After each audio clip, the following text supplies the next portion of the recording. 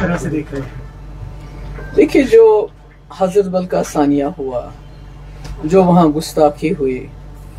जिसकी वजह से वहाँ इस वक्त मेरे ख्याल में 50 से ज़्यादा लोगों के खिलाफ जो है FIR दी गई, कई लोगों को डिटेन किया गया,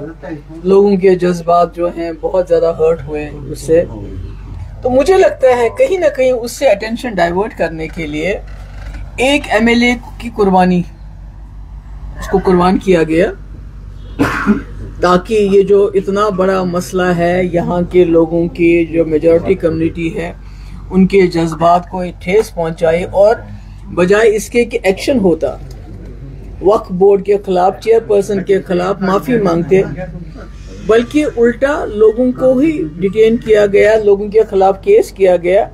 तो ऐसे में समझती हूँ जो महराज मलिक साहब हैं,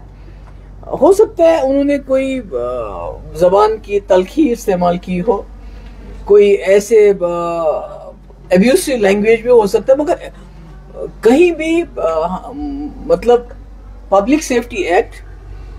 एक MLA वो भी लगाना, और उसके बाद इसलिए लगाना कि उसने कोई तल्ख कलामी की, तो ये तो सीधे लगता है कि ये कश्मीर में जो सिचुएशन हो गई थी, जो लोगों के जज्बात मजरूह हो गए, जो यहाँ पर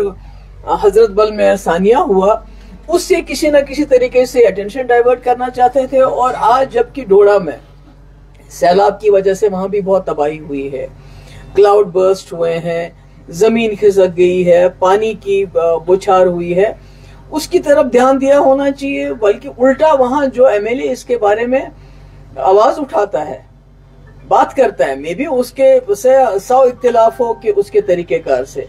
मगर एक MLA के खिलाफ PSA लगाना, उसको बंद करना,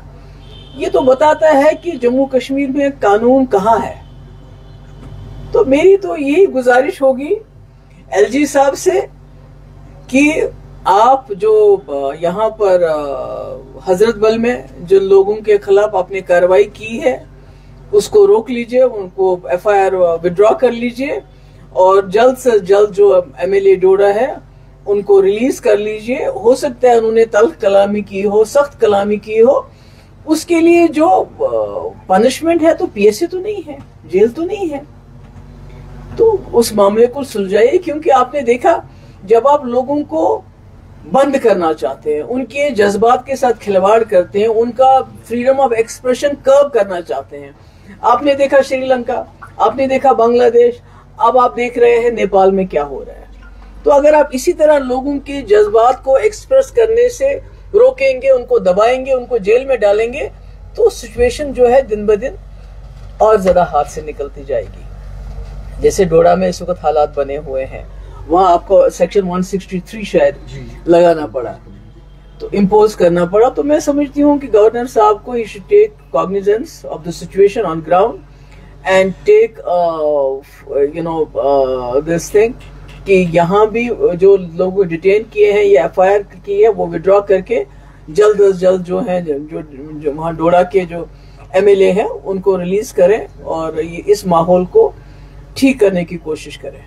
मैम, कुछ वक्त पहले पार्लियामेंट में एक अमेंडमेंट आई थी रीऑर्गेनाइजेशन एक्ट में, अगर 30 दिन तक कोई भी पॉलिटिशियन बंद रहता है किसी चार्ज में तो उन्हें अपनी पोजीशन को वेकेट करना पड़ेगा। दो इट इज अनरिलेटेड, बट इसको उसी नजरिए से देखा जा रहा है कि हाल ही में फर्स्ट टाइम किसी सिटिंग MLA को इस तरीके से PSA के अंडर बंद किया गया। देखिए, जो भी कुछ है ये मुझे पूरा यकीन है कि जो कश्मीर में हुआ, जो यहाँ सानिया हुआ, उससे ध्यान भटकाने की कोशिश में एक MLA को कुर्बान किया गया।